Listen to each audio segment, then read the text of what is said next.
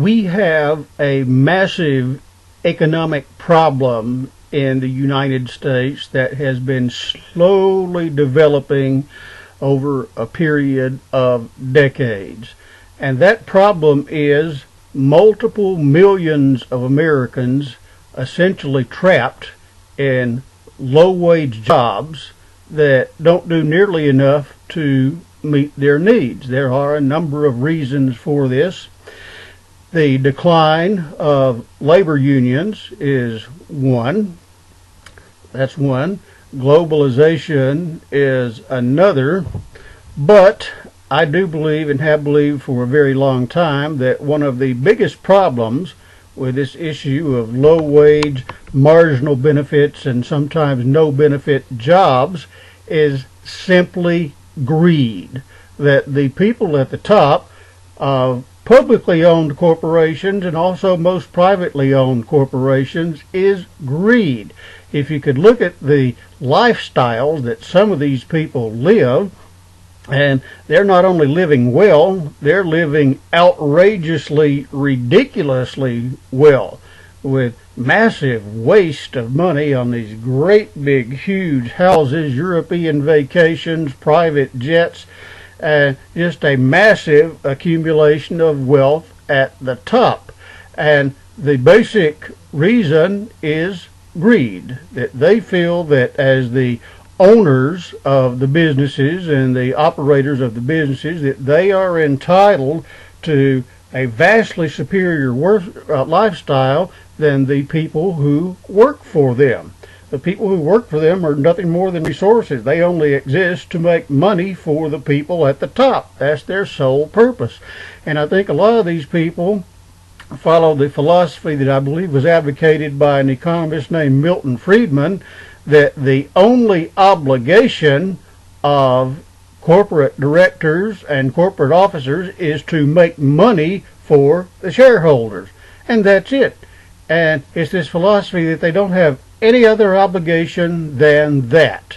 And the idea is that if you want a good quality of life, well, go get rich. Go start yourself a business, which isn't really nearly as easy as some people possibly would make it out to be, or as possible as a lot of people would make it out to be. And so we have multiple millions in these low-wage, dead-end jobs. We actually have a lot of people in the United States making careers out of the retail business because they can't find anywhere else to go. A few years ago, Dan Price, the CEO of a company called Gravity Payments in Seattle, Washington, announced that he was introducing at his company a minimum salary, a minimum wage of $70,000 a year.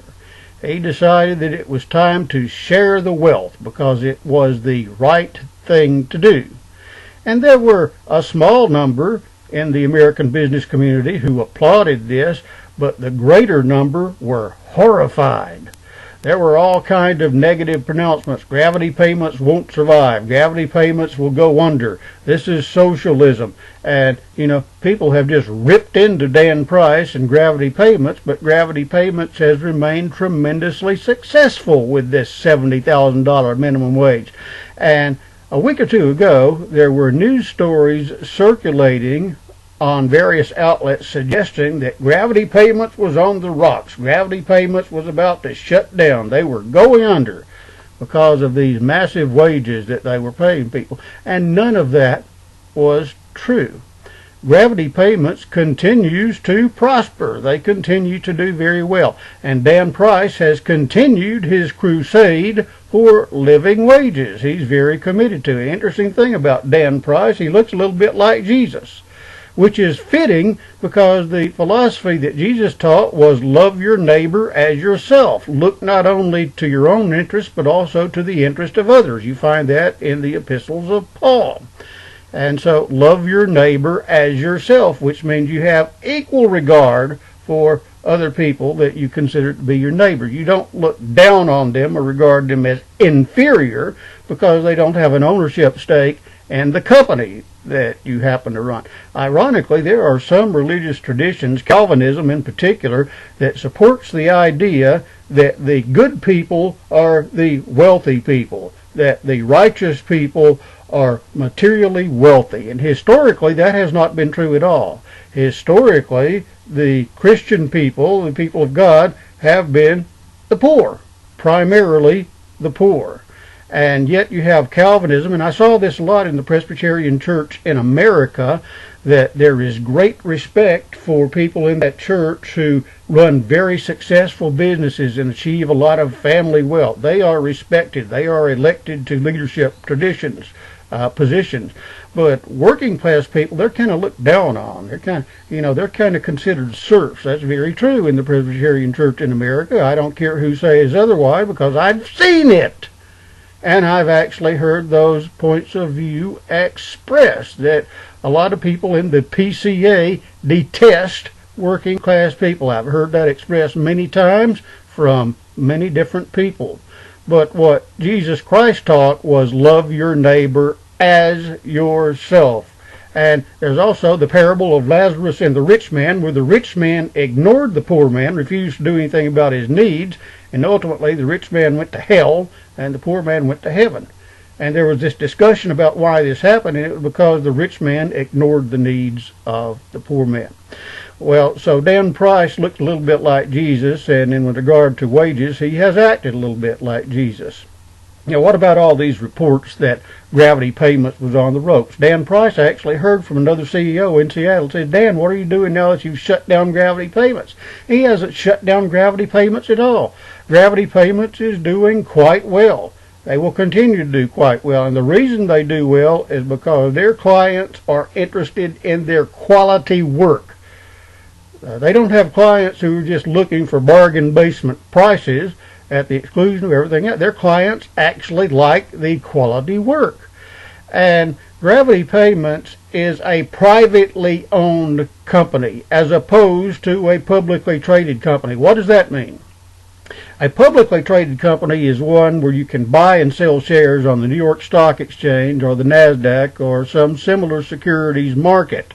And their financial information is very open. It's reported in the public. You see it on CNBC and Bloomberg and other outlets. Their information is out there. A privately owned company, also known as a closed corporation or a closed corporation, is owned by a small number of people, a limited number of people. It could even be one person, as it is with Gravity Payments and Dan Price, but often it's a small number of people, and shares cannot be sold just anybody. The ownership is limited to a certain group of people, and that means their financial information is confidential. They're not subject to the Sarbanes-Oxley Act. These regulations that require a minimum of 3 independent directors and all that nonsense. They're not subject to that. Their financial information, the only people who know that are the owners, the accountants for that company, and whoever they choose to share that information with. So, all of these stories that Gravity Payments were going under, nothing more than speculation by people who wanted to see them fail. And they are not failing. They are continuing to do very well. And Dan Price, years after making that announcement, continues his quest for living wages.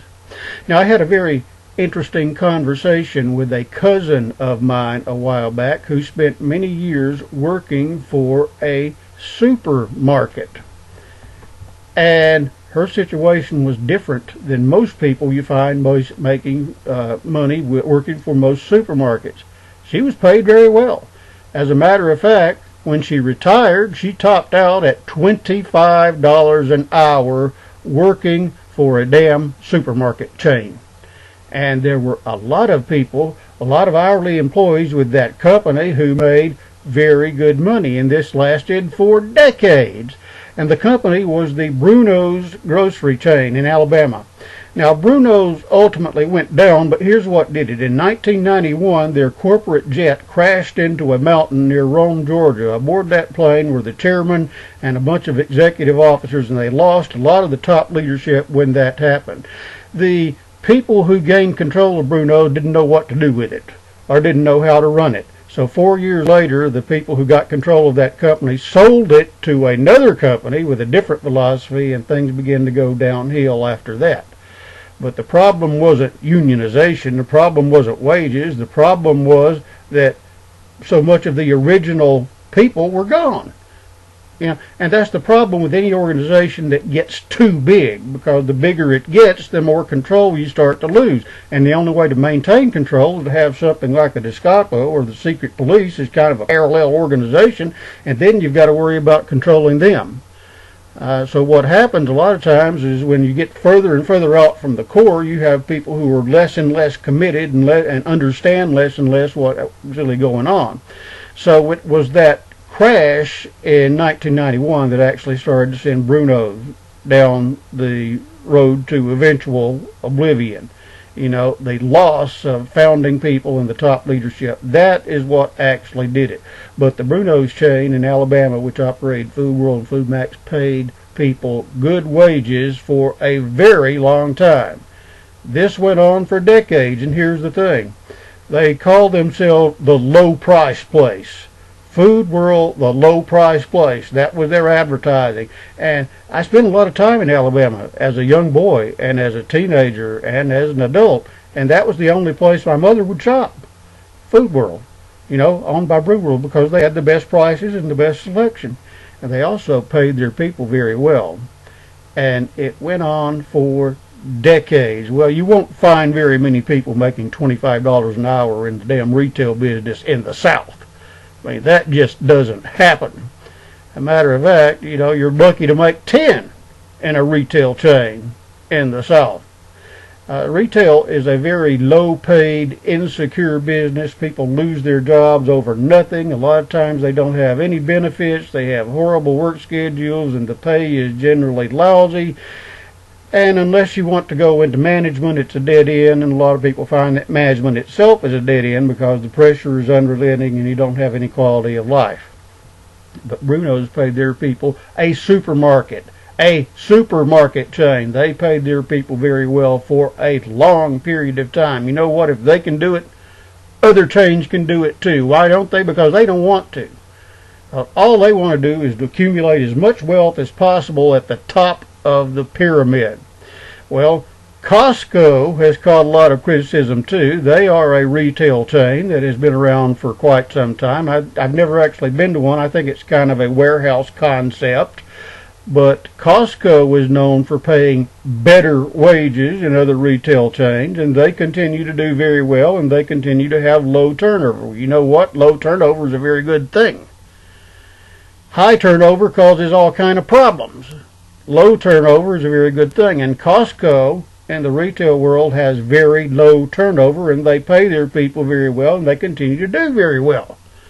So those are just 3 examples. Gravity Payments, that continues to do very well. Costco, which continues to do very well. And then the Bruno's chain, which paid people well for a long time, and then they had some extraordinary events that led to their demise, but it wasn't those high wages. The big problem, one of the biggest problems you have in the United States today, is greed. Greed by the ownership class. Now, there are good guys here and there who try to do the right thing. There are some of us who are good guys who try to do the right thing.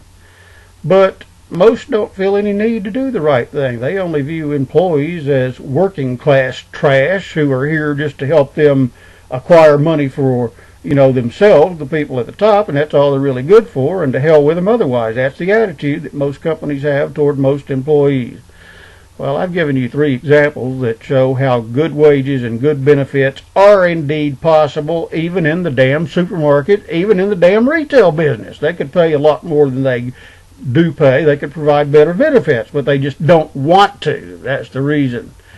And hopefully people like Dan Price will be able to continue to spread the gospel and convince other companies to do the right thing. I don't see a lot of hope from government regulation. It'd be great if that would happen, but it's hard to see that happening. But, you know, businesses can pay people well, and they can be very prosperous just doing the right thing, and that can actually go a long way toward making businesses prosperous. So the basic problem that we have in the United States with regard to low wages and no benefits, greed. People are just too damn greedy. Matter of fact, Herbert Hoover once said the only problem with the capitalists is they're just too damn greedy. That came from Herbert Hoover, who was a big capitalist himself. He said the problem with capitalists is they are too damn greedy, and that's true. Now, not all of them are. There could be a good capitalism, and some people do practice a good capitalism, but it's a minority, I'm sorry to say. Good wages and good benefits are possible. The main reason they don't happen is greed, pure and simple. And that's basically the way it is. Have a very good day.